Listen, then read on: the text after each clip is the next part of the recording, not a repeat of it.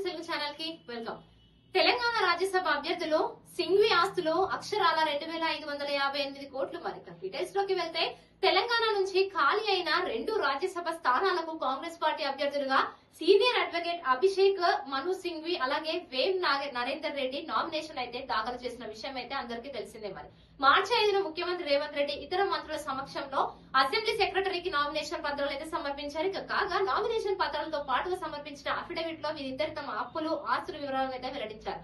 సింఘ్వి తన కుటుంబ ఆస్తుల విలువ 2558 కోట్లుగా కూడా వెల్లడించారు. వ్యక్తిగతంగా తనకు ఒక్క రూపాయి కూడా అప్పు లేదని ఎన్నికల సంఘానికి అయితే సమర్పించిన అఫిడవిట్ లో అయితే పేర్కొన్నారు. ఇక వ్యక్తిగత చరాస్తుల విలువ 1536 కోట్లుగా కూడా వెల్లడించారు. తన భార్య అనిత పేరిట ఉన్న చరాస్తుల విలువ 568 కోట్లు, హెచ్యుఎఫ్ పేరిట ఉన్న ఆస్తుల విలువ 51 లక్షలుగా కూడా చూపించారు. అభిషేక్ తన చేతిలో 69.99 లక్షల నగదు ఉందని కూడా చెప్పారు. ఇక ఢిల్లీలో 2 గృహాలు, మహారాష్ట్రలో అలీబాగ్ లో ఇంకా స్థలం విలువ కూడా మొత్తం కలిపి 60 కోట్లు అని కూడా పేర్కొన్నారు. భార్య పేరిట స్థిరాస్తుల విలువ 333 కోట్లుగా ఉందని అయితే వెల్లడించారు. ఇక హెచ్యుఎఫ్ పేరిట ఢిల్లీలో 60 కోట్లు విలువైన 2.5 ఎకరాల స్థలం ఉన్నట్టుగా కూడా తెలిపారు. 2024-25 ఏడాదికి శాఖకు సమర్పించిన ఐటీ రివిజన్ లో కూడా వ్యక్తిగత ఆదాయం 374 కోట్లుగా కూడా అఫిడవిట్ అయితే చూపించారు.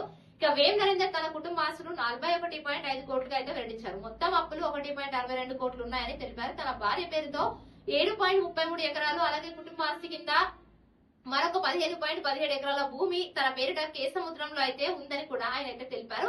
దాంతో పాటు హైదరాబాద్ లో వరంగల్ కేసముద్రంలో 3 కమర్షియల్ బిల్డింగ్లు ఉన్నట్టుగా కూడా వివరించారు. 2024-25లో తన సంపాదన 22.2 లక్షలుగా, భార్య సంపాదన 12.79 లక్షలుగా వెల్లడించారు. తన చేతిలో నగదు 4.99 లక్షలు మాత్రమే ఉందని కూడా అన్నారు. ఇదంతా కూడా ఇలాగా ఉండగా షెడ్యూల్ ప్రకారం నామినేషన్ల ఉపసంహరణకు నేడు చివరి రోజు. ఇతర పార్టీల నుంచి పోటీ లేకపోతే వీరిద్దరు ఏకగ్రీవంగా ఎన్నికైనట్టుగా కూడా అధికారులు అయితే ప్రకటిస్తారు.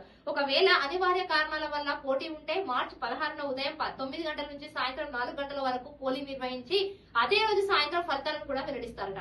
ప్రస్తుతం బీఆర్ఎస్ పోటీలో లేకపోవడంతో అసెంబ్లీలో ఉన్న బలబలాల దృష్ట్యా ఈ ఇద్దరు అభ్యర్థులు సునాయాసంగా కూడా ఎన్నికయ్యే అవకాశం అయితే కనిపిస్తుంది. మరి ఇలాంటి మరిన్ని లేటెస్ట్ అప్డేట్స్ కోసం మన స్టార్ న్యూస్ తెలుగు ఛానల్ తప్పకుండా సబ్స్క్రైబ్ చేసుకోండి.